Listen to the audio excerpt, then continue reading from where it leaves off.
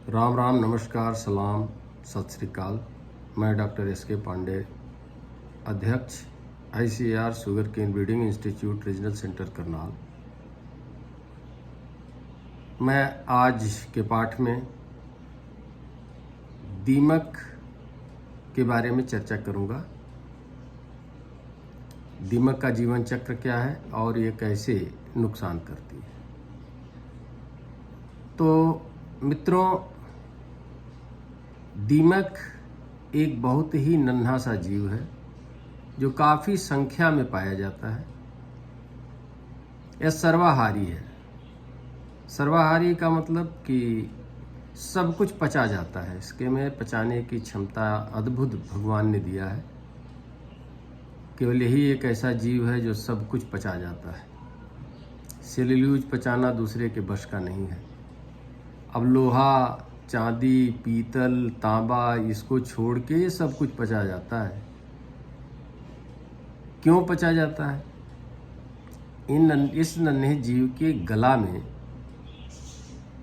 भगवान ने एक प्रोटोजुआ जो जीव है, माइक्रो ऑर्गेनिज्म है, सूक्ष्म जीव है, उसकी कॉलोनी इसके गले में बसा दिया है। उसके गले में हमेशा प्रोटोजुआ अपनी कॉलोनी से रहते हैं। प्रोटोजुआ और दीमक कर्मचारी के बीच एक सिम्बियोसिस है, सहजीवन है। ये प्रोटोजोन्स दीमक से खुराक लेते हैं और दीमक द्वारा लाए गए सेल्यूलोज को डिग्रेड करके दीमक को पचने में सहयोग करते हैं। अगर ये प्रोटोजुआ इसके गले में नहीं होता तो दीमक सेल्यूलोज को पचाने में सक्षम नहीं होती। इसलिए दीमक कोई भी चीज़, लकड़ी हो, कागज हो, कपड़ा हो, जो भी चीज़ हो, बोरा हो, जो भी चीज़ है, चटाई है, सबको चाहता है, खाता नहीं है, पचाता नहीं है, लेके अपने एक ग्रंथि में इकट्ठा करके लाता है, सौंप देता है अपने प्रोटोजोन्स को। वो प्रोटोजुआ इसको पचने के रूप में बना देते हैं और फिर पच जाता है। इसलिए दीमक सर्वाहारी है। दीमक एक सामाजिक कीट है जो कॉलोनी में रहता है। इसकी विभिन्न वर्ण हैं और दीमक में राजा रानी, जिसको जो नर है, और मादा है जिसको राजा रानी कहते हैं। नर का काम है राजा रानी के साथ सहवास करना, मैथुन क्रिया करना और अंडों को निषेचित करना। मादा का काम है प्रतिदिन 50,000 तक अंडे देना। उन अंडों से 8 से 9 दिन में बच्चे निकलते हैं। और कहानी ये है कि रॉयल चैम्बर में रानी रहती है, राजा रहते हैं और वर्कर्स, दाइयाँ रहती हैं, नौकर चाकर रहते हैं। और रानी के चैम्बर में, रॉयल कक्ष में जाने के लिए केवल वर्कर्स को ही जाने की सुरंग है। वर्कर्स की जो बॉडी साइड है उसी तरह का बस उसमें सुरंग है। वर्कर्स ही जा पाती हैं। अगर उस वर्कर की साइज से बड़ा कोई भी जीव उसमें प्रवेश नहीं कर सकता। बहुत मोटी दीवारों वाले किले के बीच में रहती है और उसमें केवल रानी के रहने की जगह है। रानी, मैंने कहा, 50,000 अंडे प्रतिदिन देती है, तो वो अंडे उसमें नहीं रहते। एक एक अंडे दी। वर्कर्स इतने होते हैं कि उन अंडों को ढो के कैरी करके लेके जाते हैं और उसकी कॉलोनी में, महल में बने हुए स्टोर गृह में, अंडों के भंडार गृह में, इनक्यूबेटर में डाल देते हैं। एक निश्चित रिलेटिव ह्यूमिडिटी, निश्चित तापमान पे एक इंक्यूबेशन कक्ष होता है। उसमें सारे अंडों को भंडारित करती हैं। ये कर्मचारी ले जाके, इनका काम है अंडों को ढोना।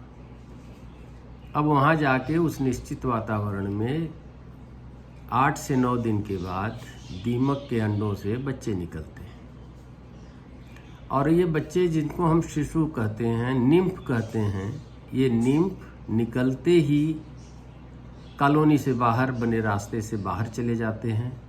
भोजन को एकत्रित करने का कार्यक्रम ये शुरू कर देते हैं और भोजन को इकट्ठा करने के क्रम में हमारी फसलों को, हमारे अन्य चीज़ों को, आवश्यक वस्तुओं को दीमक खा के मिट्टी में परिवर्तित कर देता है। इसके अंदर इतनी ग्रंथियां पाई जाती हैं, हर चीज़ जब ये कहीं भी मूव करती है तो एक ऊपर से मिट्टी की टनल, सुरंग बना लेती है और सुरंग के नीचे से ही इनका आना जाना होता है।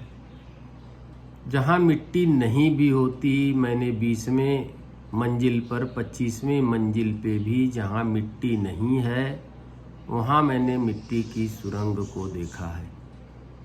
भगवान ने क्या अद्भुत क्षमता दिया है, कहाँ से ये मिट्टी लाती हैं और कहाँ से इतना पानी लाती हैं कि ये लंबी लंबी सुरंग बना के उसी के नीचे छिप के ही अपना प्रोटेक्शन रखते हुए कार्यक्रम करती हैं।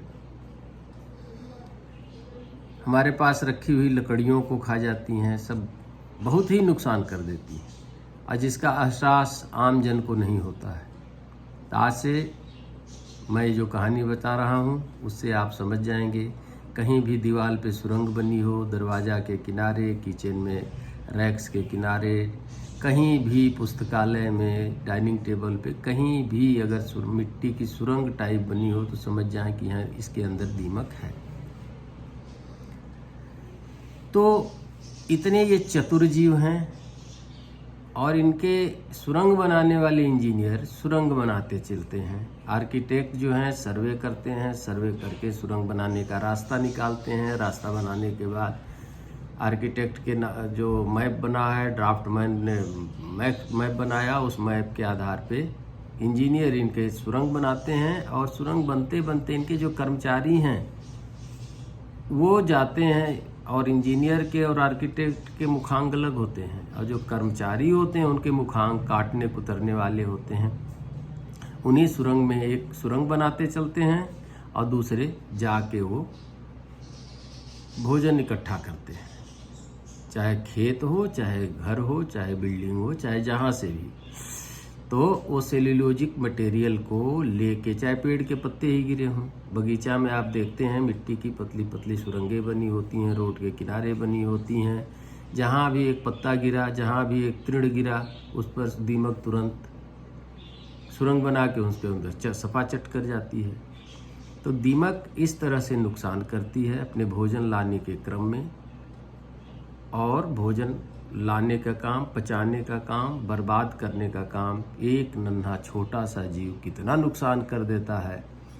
कभी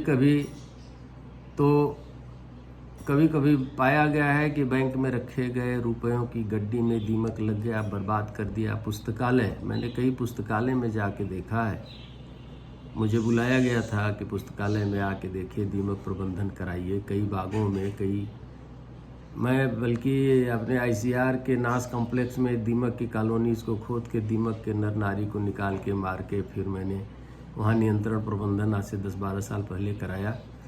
लोगों ने देखा कि दीमक की कहानी क्या है, दीमक के नर मादा कैसे निकाले जाते हैं, कैसे नियंत्रित किए जाते हैं।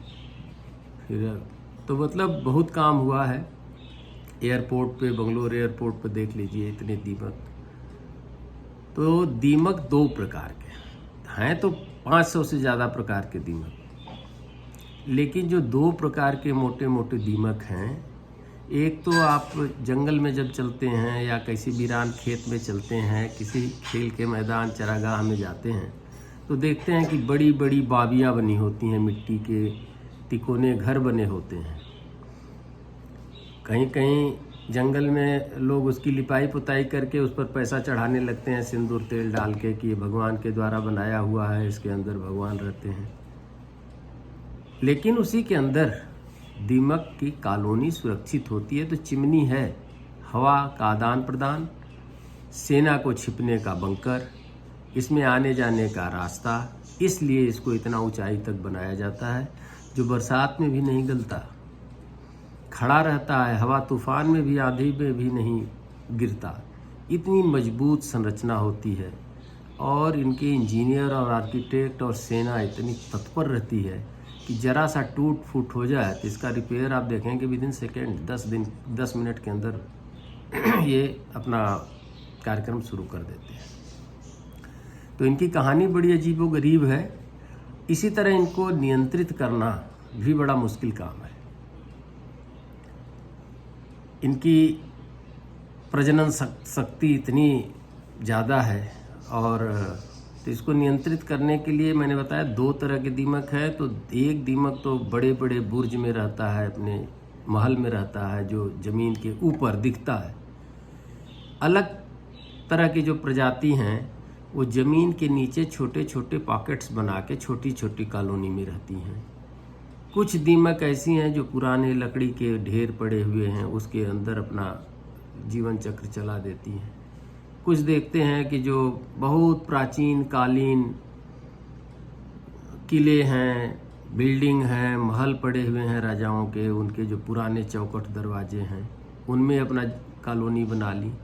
ये जहाँ भी रहेंगी कॉलोनी में ही रहती हैं, दल बदलू नहीं होती। तो इनकी कहानी बड़ी अजीबोगरीब है।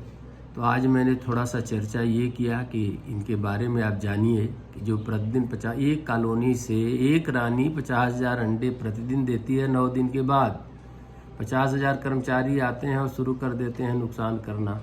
और इन कर्मचारियों को अगर हम क्लोरपाइरीफास डाल के मार दें तो उससे क्या फ़र्क पड़ता है, नीचे तो अंडा देने की मशीन जीवित है।